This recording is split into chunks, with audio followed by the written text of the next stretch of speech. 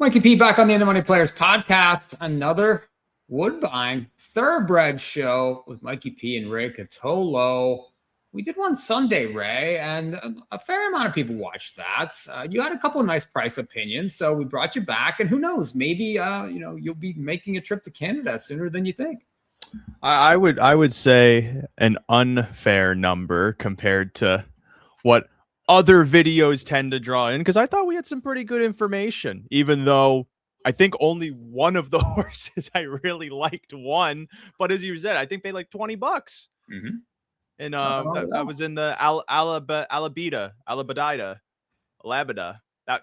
that stake. You know what I'm talking about? Yeah, isn't like the Belladonna or something? Anyway, that's probably closer than wherever I landed. But Saturday, there's also big upsets, yeah. Saturday, July the 11th, for this segment for Woodbine. Another nice 9-race card here. We have some turf races we can look at. We're going to do spot plays, and then I'm going to make Ray do the Drew Coatney trick and turn 50 into 500. Drew does it on these shows, and we like to emulate him because, I mean, he did win the BCBC after all. Yeah, not just every time I hear that, I start thinking it's like caveman, but then it's like caveman squared because of the name of it. But yeah, I love the approach, especially just nowadays. I think the more you can focus on like money management inside of these conversations, I think that offers just like a lot more of an educational experience than just most of these other videos where it's I like this horse, I like that horse, because I think where we are lacking inside of the industry is trying to like create a fluency with bettors of how to actually bet, because it's one thing to, like a horse in a race, but you shouldn't always just bet that horse because you like that horse. Yeah, I agree. And we're trying to create value. We're trying to have goals whenever you're looking at a card and have a plan. It's really a lot easier to navigate some of these races with everything going on during a day when you have a plan, a wagering plan for sure. And if they meet your odds criteria, then you make those wagers and you can take small amounts to win, bet a little to win a lot. And that's what we advocate here. We're gonna do a little handicapping now.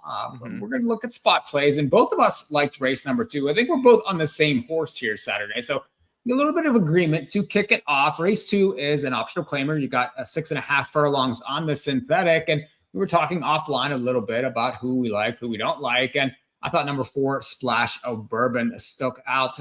Just got the blinkers on last time on June the 5th, second start back, and really improved the figure. Went from a 56 to a 70. I was able to sit a perfect spot, and then was just a nice kick in the stretch to win. This one has 2 wins and 5 starts. I do think it's faster than these horses. You get 3-1 morning line, but I do think we'll probably be lower than that, Ray. But is this part of your strategy or just a horse that you like?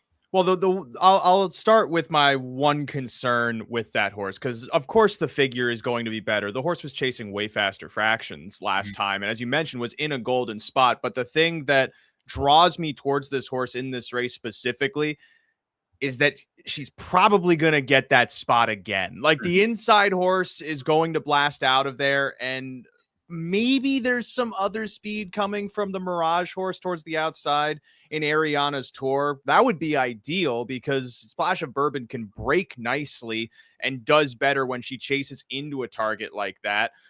But if either of those speeds get towards the top, one of them a loose speed, potentially as an example, I think she still is able to grind over them. Like she's not going to have this like super quick kick you might expect from a horse like Secret Load inside of this race. But Secret Load is also potentially going to be too far out of it for that kick to get her to the winner's circle. So I'm thinking that Splash of Bourbon might be able to gut out another one from a similar type stalking spot. And I'm in agreement with you. That 3-1 morning line, probably way too good to be true. And how I was mapping my approach to turn the 50 into 500, I'm thinking we'd be lucky to get 8-5. Don't you think? Yeah, I do think that this one's going to take money. But what's your take on the 3, Pageant Queen? This one has plenty of stakes lines in the past and has plenty of checks. Did win an open race on April the 25th, and then tried the restricted Fury Stakes. That's typically a very tough spot there. That was 22-1 in a 6-horse race. She didn't disgrace herself necessarily, but she would sort of be the other one in here.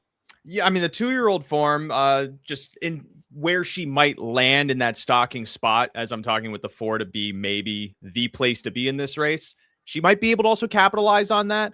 I struggle to figure out how leaving a stakes race into an optional claiming like this, when you retreat that badly, Mm-hmm. how you actually move forward in the next start. Because I mean, she showed in the debut at this same level, she was able to go by everyone and win. But that was also, it was a quick first quarter, soft middle quarter, and there's a decent chance that they might not go 46 to the half here, which, if anything, I think livens the 2 more than the 3 inside of that race necessarily. If anything, I would have to hope that she takes money just because of that class drop, so that the 4 maybe is a better use for me in that second race. Race 3 is Phillies main special weights. They're going 5.5 here, Ray. And this is another race that you said that you like. So where are you at here? I think the morning line is right on this one. Downtown Row is the one to beat inside of that race. I would hope that we can get 4 to 5 on her inside of that spot, because you go and watch her first start over the track at Woodbine. She breaks beautifully. She just keeps trying from a tough spot because she's wide all around the turn. The other horses that beat her, I believe they were able to save ground or like make their run instead of what she had to do, which was chug the entire way around. Gets a much better draw here, where I think she might be able to just zip out of there and go down the road. As a bit of a spoiler, I'm looking to maybe cash on a nice little early double using this one as the major anchor, because I would be surprised if someone else outsprints her just based on the form of the page. But of course, sometimes stuff that's not on the form does play out on the track, but adds Lasix off of a nice run, I think, can be even better from that. It just seems almost too good to be true. You have a couple first timers in there, so that there are a couple that we're not quite sure of, but from barns that don't necessarily really point their first timers to win. So that's a decent look there. Downtown Road, the 2, probably part of Ray's 50 into 500. We'll see about that in a little bit. Race number 4 is another allowance race here, and this is an optional 32,000 condition allowance race. They go for big pots here, 114,000. And I was looking at this race. I think that I'm surprised you had like a confident feel of that one. Really? It's yeah. Well, I will say I just like this horse. This one I'm trying to catch a price in the One Society's cat. And this one, is if you look back at the last couple starts, especially 2 back, June 6th, this one had a tough trip there, really had no chance the way that the race shaped, ended up taking a bad shuffle and then came on late. And then last time was just a little bit against the flow. Per Factor actually was a class dropper in there and woke up and beat this one, but this one finished well to be second. Now, I do think, back in for 30,000 and in the right spot where she just continues to make her run. She could get a little bit of a speed though to set up here with the 3 and the 4, maybe the 5, also all wanting to go for the front. She's going to sit. It's a short field, hopefully no trouble. She runs her race, and maybe it's good enough. And I do think she could be the longest shot on the board in this race, given especially the morning line. I like her style. I like her form right now. I do think she's a little hidden. The problem is she just doesn't win that much. So she's 3 for 35, plenty of shares, but she just one that I had to kind of mention at a price. If she can get into that pocket spot behind the speed, I can absolutely see that as a nice use. My problem was I could see the 3 going gate to wire. I could see the 4 getting the pocket and rolling by. I could see the 2 getting that exact trip, because the 2, when she beat Splash of Bourbon, got that exact trip, while Splash of Bourbon was 3 wide all around the turn and getting second at that optional 40 level. So I think it's the right approach to have a case for the longest shot on the board, because it's that even of a race that you probably want to just go for what by default would be the best price at the highest odds. Race 5, go to the grass. It's 2 lives, optional claiming types here, and they're still on the inner turf here, Ray. I thought that this was a very interesting race. A few of them raced against each other there on June the 20th. Who'd you like? This is like a textbook horse for me, which either will be brilliant or flame out terribly. I think the 5 Edie is primed for a really nice race inside of the spot, exiting the Bill Morey barn, coming up for Kevin Attard to Woodbine. You can make the argument, because Attard has 2 in here, one of them more of a stalking type and Star Attraction, that Edie on the stretch out could be the rabbit. But I feel like even if she is the rabbit, she might be able to go all the way around. This race has no speed whatsoever, and if it does find any, the horses that are going forward are going to be in spots they have not really raced before. Star Attraction, even when she was sitting close, was just even trying to chase home, finishing third. I've got the Honey. She had an eye-catching run, but 8-5 on the morning line. I'm gonna take a chance on the better price that should have the positional edge here. And Edie, if you watch how she breaks in that race at Churchill, she flies out of there, kind of checks a little bit when the 10 horse gets in front of her. And then the horse that wins that race, Wrong Shoes, by 6 lengths, was just in the next flight. That horse got the perfect trip, went right by them, and Edie just kept fighting. That's the thing I especially like. Lost ground, but kept trying to hold position, even did that in the stakes try.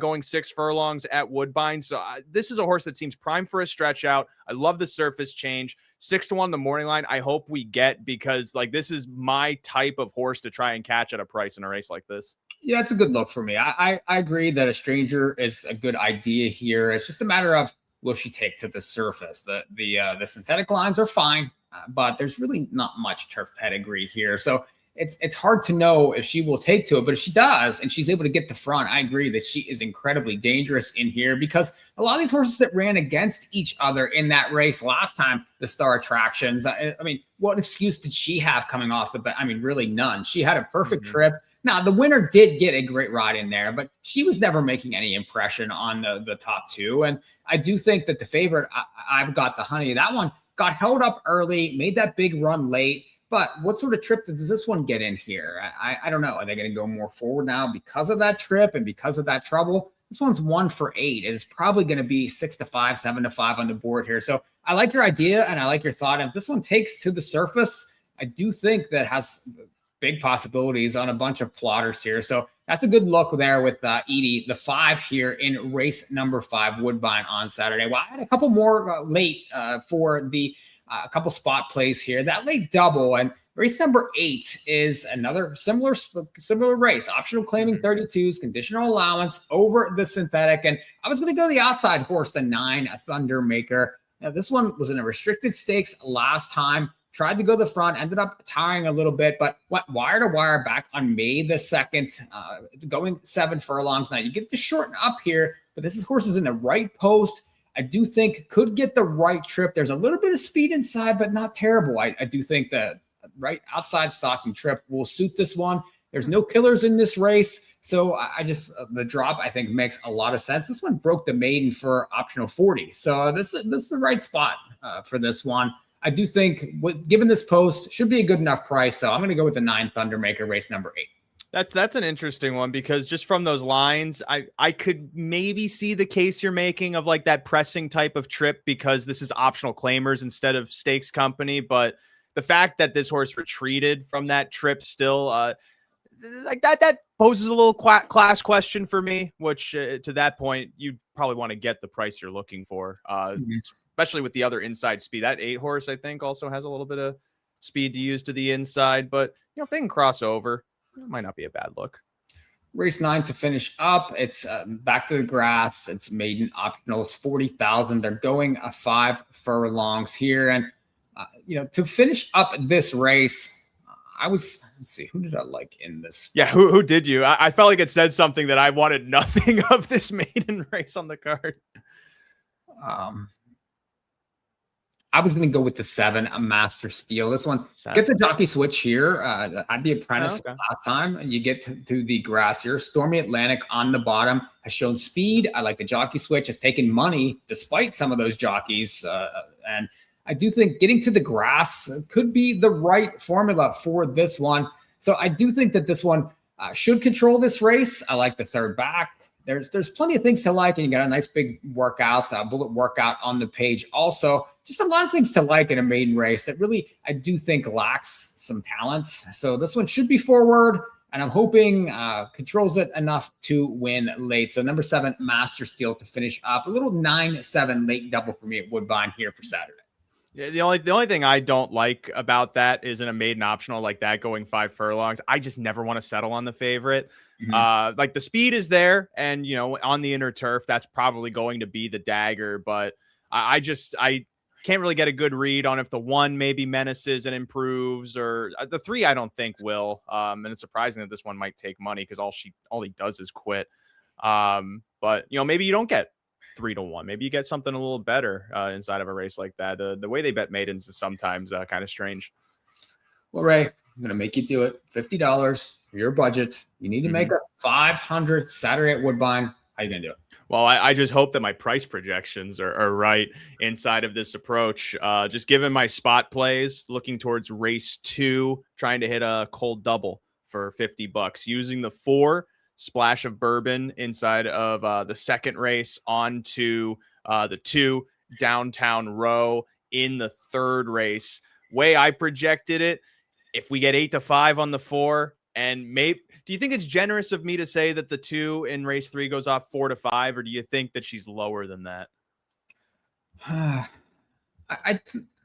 I mean, I think that I would hope for a little bit better depending on how the firsters get bet, but yeah, I think even money is probably a fair assessment, a fair guess. Okay, that's good, because if that's the case, then I think we should be able to get at least like 9-2 on the double. And if we can at least get that, that'll give us the ammo for the big one, which is I wouldn't look to bet at all. I would look to bet whatever amount is needed to get to 500 in race 5 on the 5, because I think we're going to get a good price on it. I don't think we have to go all in. We might have the benefit of just having a little extra money instead of the 500 in the event that he doesn't come through. And also, I didn't tell you this, I do have a bailout horse in case the 5 doesn't win in race 5. If for whatever reason that doesn't connect because you have a little bit of ammo left, what do you think of race 7, number 2, Hawberry?